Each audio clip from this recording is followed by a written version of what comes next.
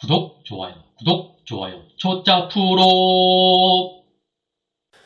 네, 반갑습니다 여러분. 행복한 은퇴 생활을 즐기고 있는 초짜프로 초프로입니다. 이번에는 스터디 카페 창업에 대한 이야기를 좀 하려고 합니다.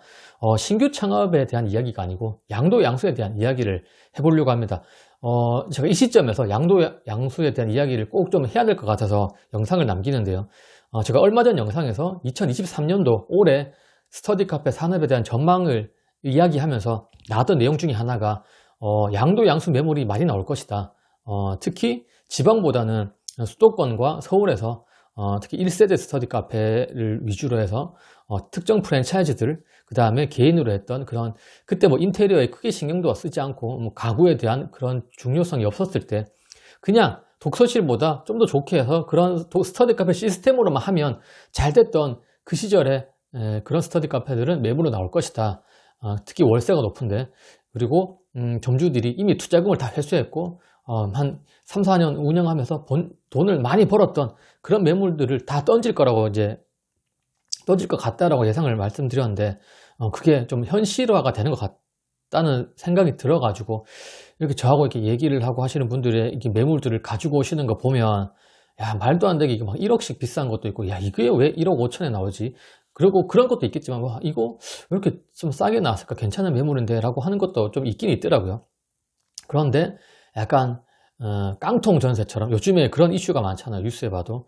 야, 빌라왕 이렇게 해가지고 막 그 깡통 전세, 매매가보다 막 전세값이 높고, 이거 막 투자금보다 뭐 이렇게 권리금이 생각보다 제가 생각했던 기준보다 상당히 높은 이런 매장도 상당히 많이 나오는 걸 봐서 좀 주의 깊게 들여다봐야 된다라는 생각에 몇 가지 내용을 좀 전해드리려고 합니다. 이 스터디 카페 매물도 전세, 빌라와 마찬가지로 이 딱히 정해져 있는 시세가 없는 것 같아요. 아파트는 시세가 정해져 있고 전세값이 정해져 있기 때문에 크게 사기 당할 일은 없는 것 같은데, 빌라가 뭐 이렇게 시세가 정해져 있는 거 아닌 것 같아요. 그래서 뭐 약간 이렇게 조직적으로 컨설팅 업체 끼고 부동산 중개업자, 그런 약간 소수의 일부의 그런 업자들이 사기를 많이 치는 것 같은데, 스터디 카페도 마찬가지인 것 같아요. 좀 조직적으로 운영하는 데가 있는 것 같기도 하고. 스터디 카페가 시세가 없잖아요. 시세가 내가 2억 들어서 인테리어를 하고 1억 들어서 인테리어 하고 몇 년 뒤에 뭐 이게 권리금이 어떻게 되고 내 매출이 이 정도인데 어떻게 되고, 이렇게 정해져 있는 게 없어요.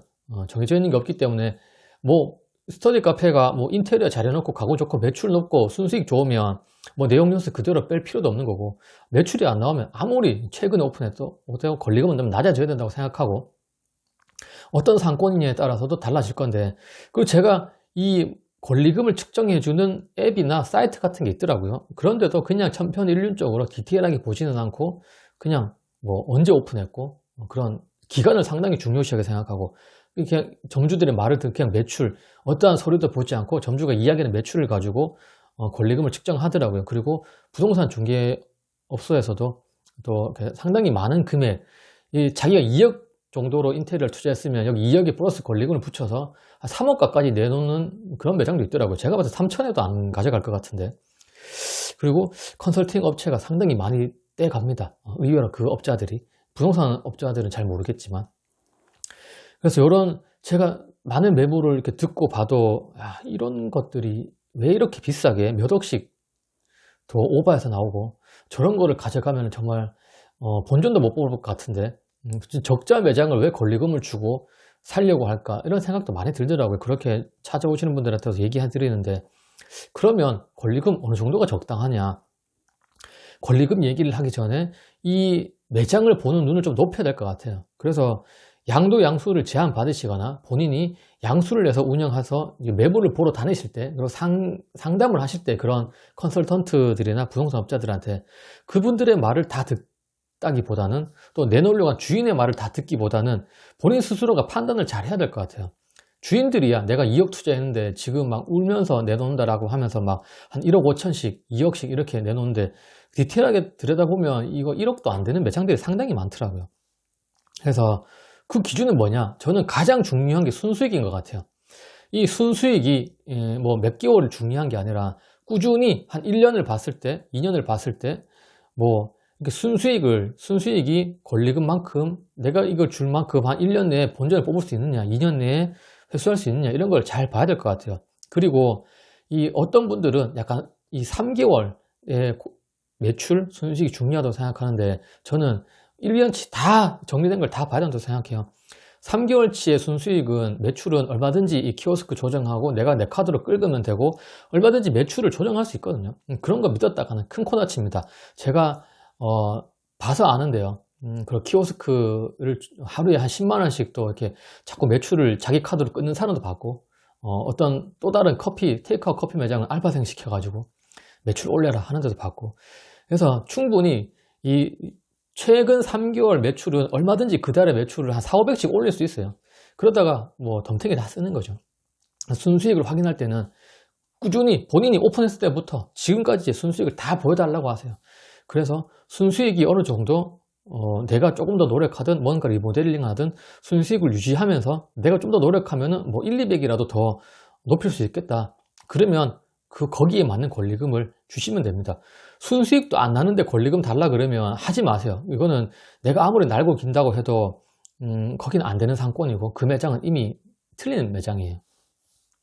그래서 가장 중요한 거는 순수익을 보시되 정말 이 부가세, 증명원 이런 것도 다 확인하시고 키오스크만 믿고 최근 3개월만 보면 안 되고 전체를 다 봐라. 그리고 순수익이 최소한 직장인 월급만큼은 나와야 될 거잖아요.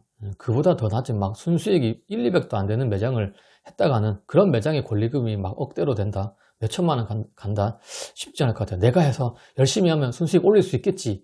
쉽지 않아요. 쉽지 않아.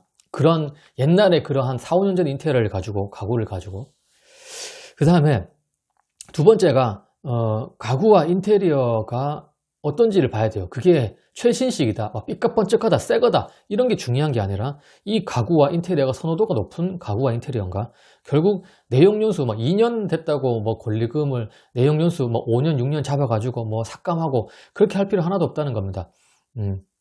주변 경쟁 매장과 꼭 비교를 하시라는 거예요. 내가 이 상권에 들어가는 좋은 매물이 나왔는데 이 매물의 매장을 내가 가보니 책상도 약간 선호도 높은 책상이고 괜찮고 주변에 내가 경쟁을 해야 될 한 4-5군데 딱 가보니까 요 정도면 내가 충분히 경쟁할 수 있는 가구인 것 같다. 그러면은 권리금을 주고 들어가셔도 됩니다. 이 매장이 1년 전 매장이든 3년 전 매장이든 그때부터 가구와 인테리어에 집중해서 오픈했던 점주가 분명히 있을 거거든요. 그리고 순수익 매출은 잘 나오지만 부득이하게 사업적으로 나는 이렇게 딱 치고 빠지겠다는 사람도 있을 거고 어떻게 이사를 가야 된다는 사람도 있을 거고 뭔가 있을 거예요. 그래서 이런 가구와 인테리어가 주변 매장보다 더 괜찮다, 경쟁할 만하다, 그리고 순수익이 꽤 잘 나온다, 그런 매장은 권리금을 어느 정도 주더라도 나쁘지 않다고 생각을 해요. 그리고 세 번째는 이거는 뭐 그럴 수도 있고 그렇지 않은 사람도 있는데요. 컨설팅 업체를 통한다거나 어떤 조직적으로 운영하는 그런 업자를 낀다면 깎으세요. 많이 깎으세요. 저도 많이 봤는데 예를 들어서 나는 1억에 거래하면 돼. 근데 컨설팅 업자들은 한 1억 5천에서 2억으로 배팅을 할 겁니다. 그리고 깎아줄게 하면서 한 1억 한 3천에 거래하고 1억은 점주 주고 3천은 자기가 먹고 이렇게 하는 데가 많더라고요. 그리고 뭐 나는 2, 3천만 받으면 되는데 한 5천 배팅 해가지고 자기 2천 먹고 1천 먹고 그렇게 하더라고요. 그런 걸 워낙 많이 봤습니다. 이게 저는 깡통 전세, 깡통 매장이나 마찬가지인 거 생각해요. 점주가 팔려고 하는 사람이 봤을 때 1억이면 되는 매장인데 깡통, 피를 훨씬 더 붙여가지고 한 1억 5천 이렇게 나오는 그런 깡통 매물들이 상당히 많은 것 같아요. 그리고 이게 한번 손을 건넜던 처음에 A라는 사람이 오픈했는데 이 사람이 양도를 하고 B라는 사람이 운영을 해요. 이 사람이 또 팔려고 하는 게 있어요. 이 사람도 본전 생각을 해야 되잖아요. 그래서 자기가 줬던 권리금도 본전 생각해야 되고 말도 안 되는 4, 5년 전 이상한 매물을 자기 본전 생각해서 비싸게 내놓는 점주도 있더라고요. 그런 점주는 안 팔리니까 또 업자에 맡겨버리는 거예요. 그 업자에 맡겨버리면 이 권리금에 또 피가 붙으니까 제가 봤던 매장인데요. 나는 한 2, 3천 줘도 안 할 것 같은데 3억 2천이 붙어 있더라고요.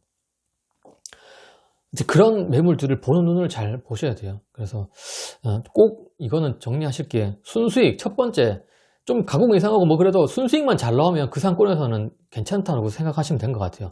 그래서 순수익 잘 나오고 가구와 인테리어가 주변 경쟁 매장보다 더 좋거나 충분히 경쟁할 수 있다 아니면은 이 부분만 리모델링하면 얼마든지 괜찮을 것 같다. 이런 매장을 잘 골라셔야 되고요. 그리고 컨설팅 업체를 통할 거면 딜을, 내고를 확실히 하셔야 됩니다. 내고를 확실히 하고 급하게 매물을 가져가려고 하지 마세요.